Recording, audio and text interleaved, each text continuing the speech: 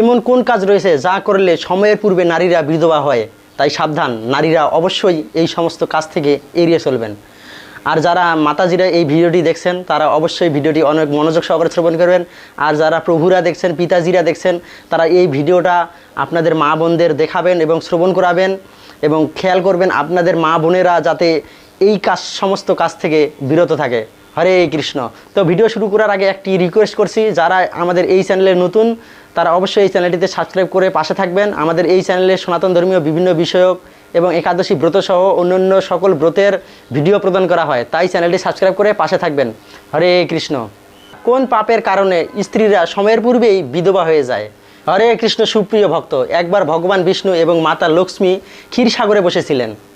তখন মাতা লক্ষ্মীর মনে প্রশ্ন উঠল, আর ভগবান বিষ্ণুকে তিনি বললেন, হে প্রভু, কোন কারণে নারীরা সময়ের পূর্বে বিধবা হয়ে যায়?